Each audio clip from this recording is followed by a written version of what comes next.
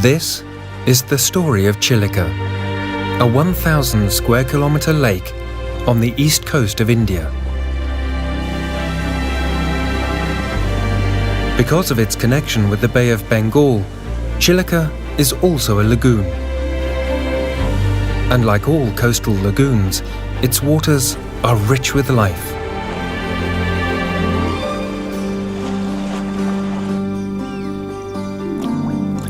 In the late 1990s, Chilika was a weed-infested, dying lake. But thanks to ecological restoration by the Odisha government, it's once again a steady source of livelihood for thousands and a vibrant refuge for wildlife.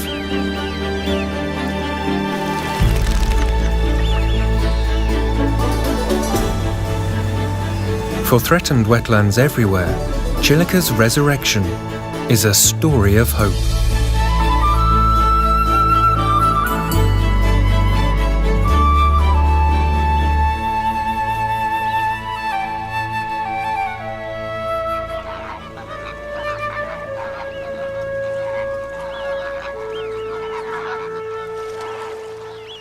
Chilika is one of Asia's most important wintering grounds for migratory birds, and greater flamingos are among the earliest visitors every winter.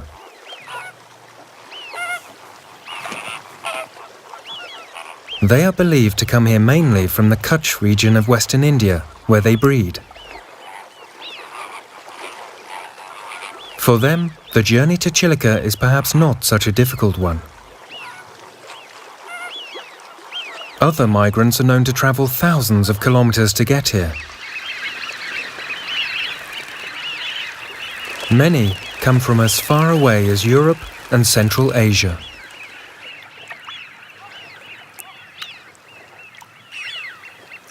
Chilika's waters abound with food, and for these Eurasian widgeons, it's time to replenish their reserves after a long journey.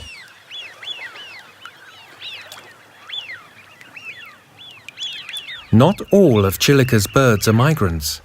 Some are permanent residents, like the little cormorants.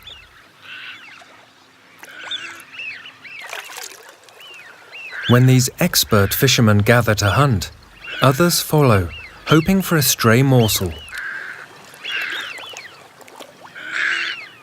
A gull will even pretend to be a cormorant for a piece of the action.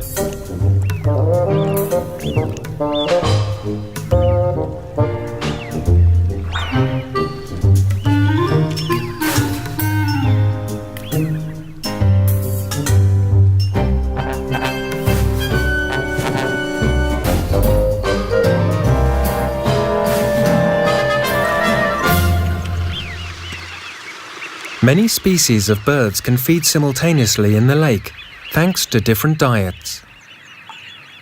The shape and size of their beaks and legs allows them to exploit different resources.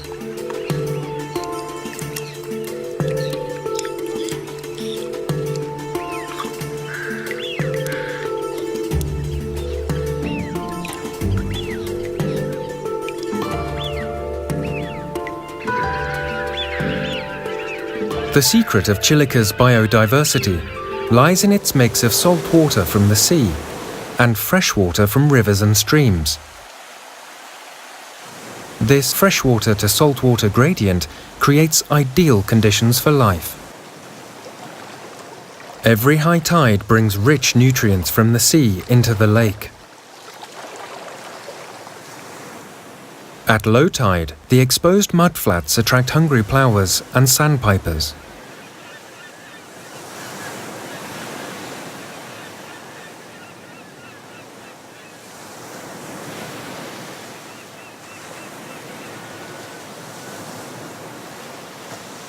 For crabs, the mudflats are not just home, but also an important source of food. Hidden in the substrate are microscopic organisms, which the crabs extract with astonishing efficiency.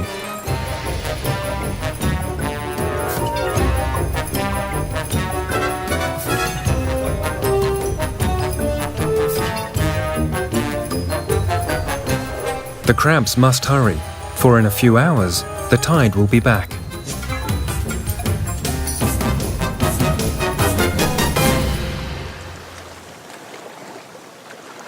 Seawater is Chilika's lifeblood. Without a regular inflow, the lake could die. In fact, from the 1970s to the 90s, Chilika went into a decline when its sea inlets became so choked with silt that seawater was reduced to a trickle. At the same time, inflows from streams and rivers began changing the lake's character, from brackish to fresh.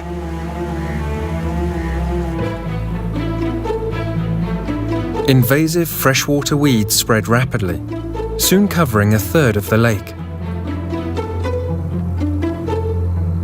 With the water spread shrinking every year, fishing activity and fish catch plummeted. Chilika became known as a dying lake. Scientists studying ways to restore the lake's health decided that urgent action was needed. So in September 2000, after rigorous modelling studies, a new mouth was dredged open between the lake and the Bay of Bengal. With seawater flowing in and out again, there was a positive transformation. As the lake's salinity levels increased, freshwater weeds retreated, and open water was restored. Fish populations recovered, and catches went up significantly. Today, Chilika is a reliable source of livelihood for over 200,000 people. The fisherfolk of Chilika have devised dozens of different methods to catch the lake's fish, prawns, and crabs.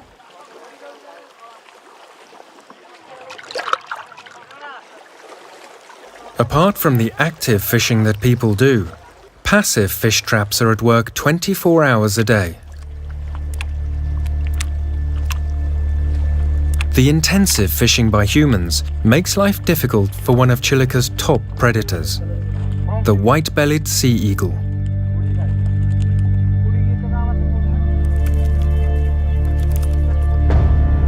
With its 7-foot wingspan and keen eyesight, the eagle is a master hunter.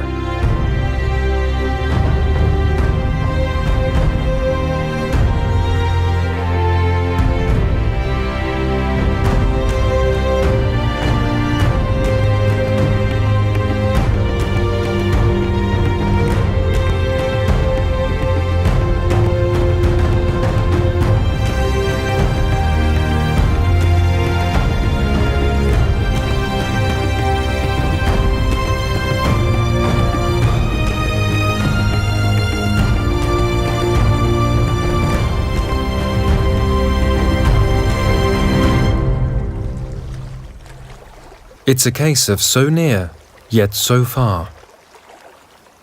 The eagle cannot risk getting tangled in the net.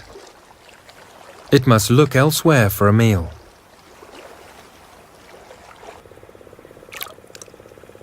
One fish eater that has learned to take advantage of the nets lives underwater, the Irresistible dolphin. These beakless dolphins are more closely related to killer whales than to other dolphins. Chilika is home to about 150 of these highly endangered mammals. This species employs a unique spitting behavior while hunting. The intelligent animals have learned that by chasing fish towards the nets, they can catch them easily.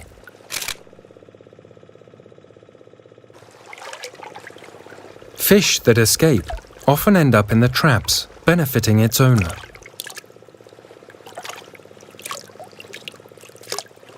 Inevitably, Chilika's dolphins have become a major tourist attraction. Posters put up by tour operators misleadingly depict performing aquarium dolphins, attracting large numbers of visitors. In truth, Chilika's dolphins are extremely shy, and all you see of them most of the time is just a dorsal fin or a tail fluke. Dolphin tourism was initially meant to provide an alternative livelihood to people from just one fishing village that was affected by the opening of the sea mouth. But thanks to its immense popularity, the business has expanded to several hundred boats from many fishing villages. And sadly, most operators show little concern towards these sensitive animals. During the holidays, dolphin frenzy is at its worst.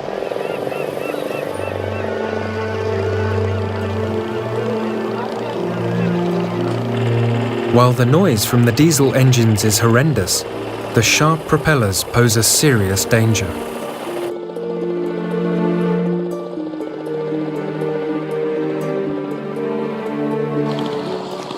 Like hungry predators, the boats pursue the gentle dolphins relentlessly.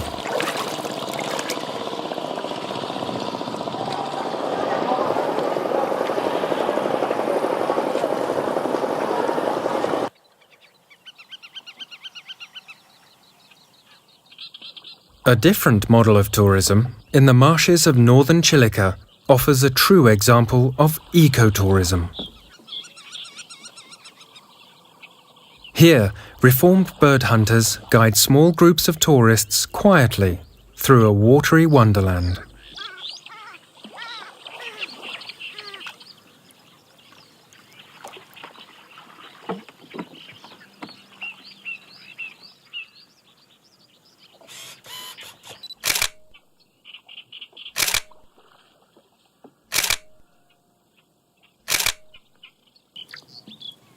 These marshes are extremely important feeding grounds for thousands of birds. Flocks of black-tailed godwits also use the marshes for resting, until roused by a marsh harrier.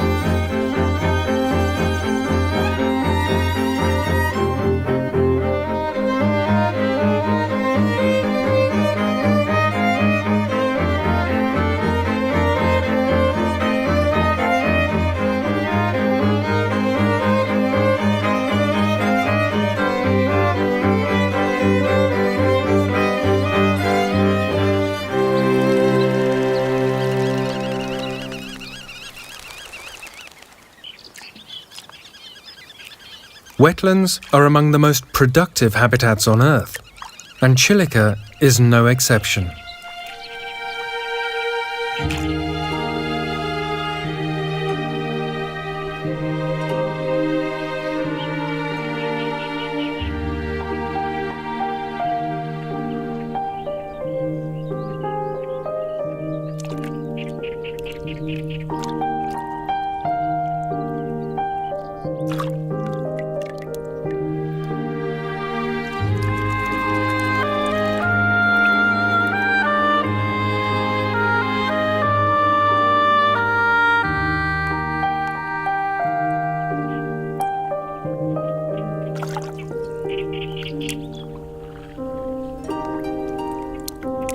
Among the many attractive birds in the marshes, the most eye-catching are the purple swamp hens.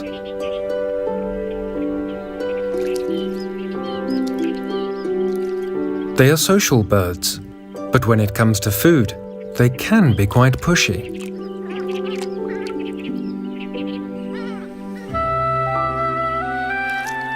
The birds compete for the choice tidbits, but there's plenty to go around.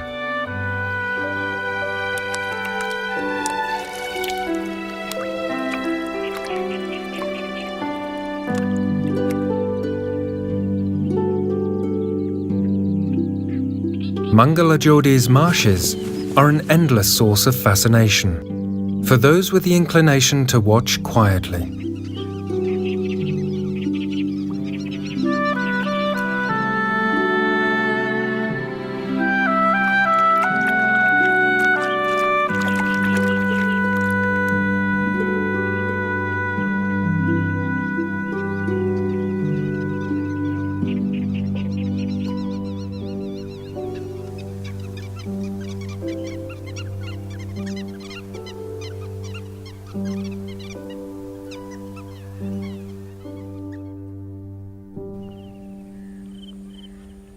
Chilika's rich birdlife, scenic beauty, and vast expanse may present an image of an idyllic paradise. But the lake's problems cannot be ignored.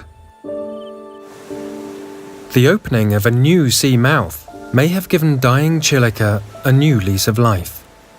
But much more needs to be done to safeguard its future. One of the most worrying problems is the unsustainable level of fishing.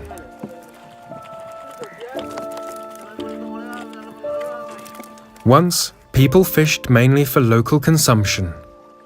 But today, seafood from Chilika is exported all over India and even to other countries.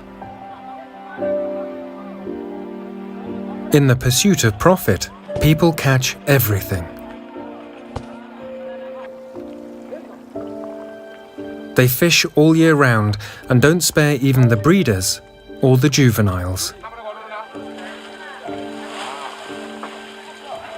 While this indiscriminate exploitation is senseless, what's suicidal is the blocking of vital migratory channels. 86% of the fish species in Chilika need to migrate between the lake and the sea at some stage in their life. Studies have shown that this narrow canal at the southern end of the lake is one of the most important migratory routes. Sadly, illegal nets across this crucial corridor trap virtually every fish that passes through.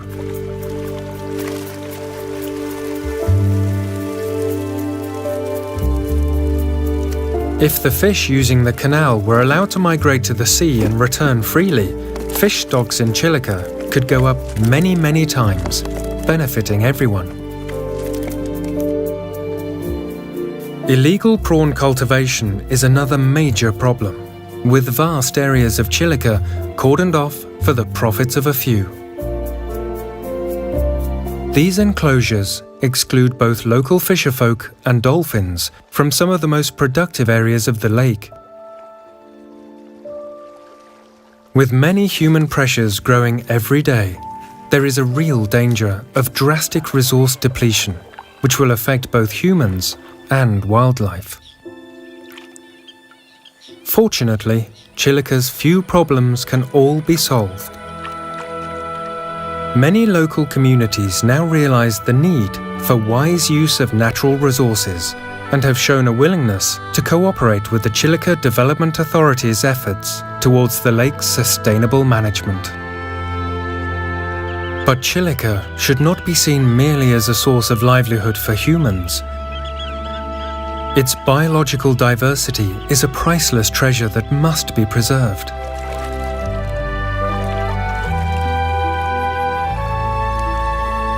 Managed with care, this vibrant lake can provide a secure future, both for its people and its wildlife.